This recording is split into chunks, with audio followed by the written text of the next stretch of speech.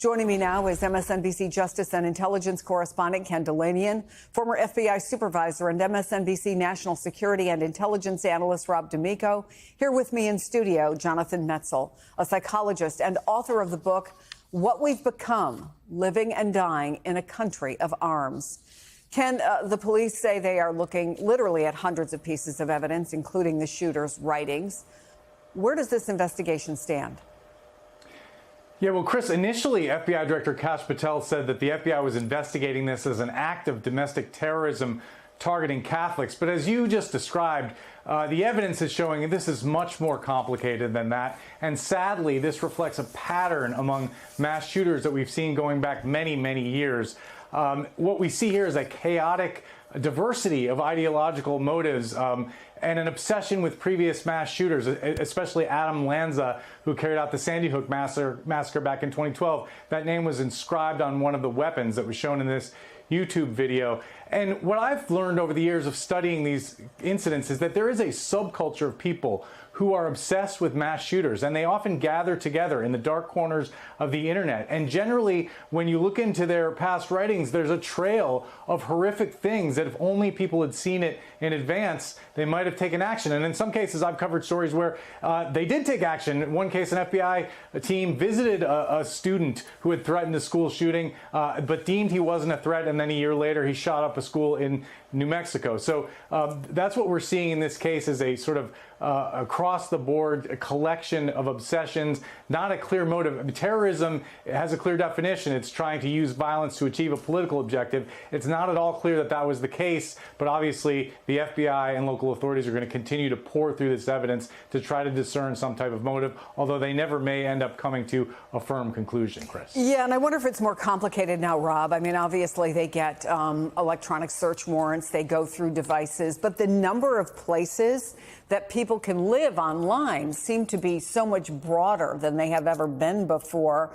What do they even look for? Where do they even look, Rob?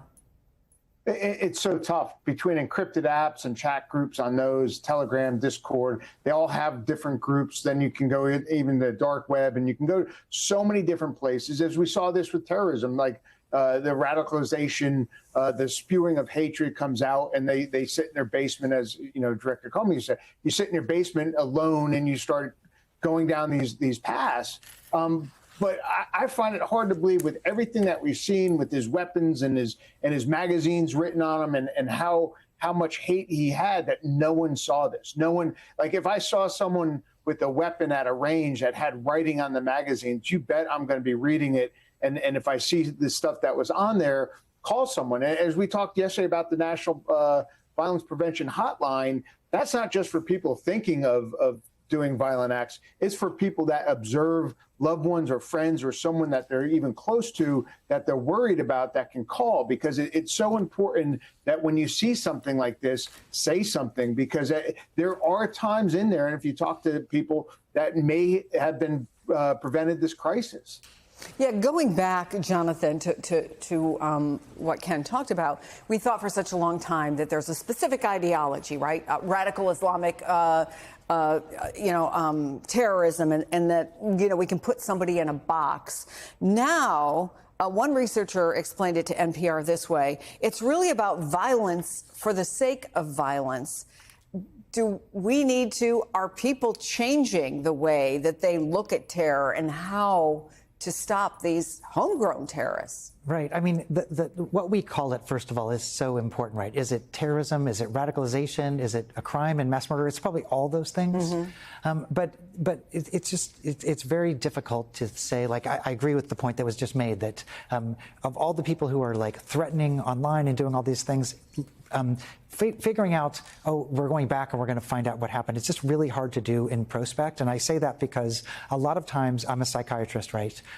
Family members are concerned, people are concerned, but it's not like a mass shooter just snapped and had a psychotic break. A lot of times it's a lifetime or decades-long pattern of worsening symptoms, characterologic things, threats. And so thinking about what is this? Is this mental illness? Is this radicalization? I just think it's something that's going to take time, and I agree with the point that it's really going to take years to figure out what really happened. So figuring it out is one thing.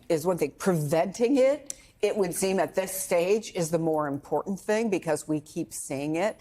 How do we do that from a psychological perspective? When does somebody need to understand that this is not just, some kid who's having a bad day? Well, I think that obviously research is important, right? Every one of these shootings gives us clues about how to prevent the next one. And so I think researchers like me get funding from different sources that are being cut right now, but I would encourage that we have more funding into research, think about domestic terrorism internally.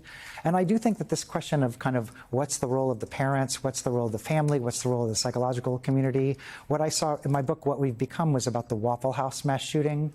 And it appeared very straightforward the first day afterwards. A white shooter killed young adults of color. And as the story unraveled, even though people thought it was straightforward right away, it turned out to be about family dynamics, about missed chances, about the FBI coming and missing. And so I think that we really need to just keep learning from these cues, but also the story of how did the person get the guns? How did the guns get to the shooting? All these factors. It's not just about the person, it's about the gun and the context. And it becomes also about, Rob, how you protect communities against this, right? How do you put not just the physical barriers in place, schools, for example, that have metal detectors, although does anybody really want to have to do that in a kindergarten?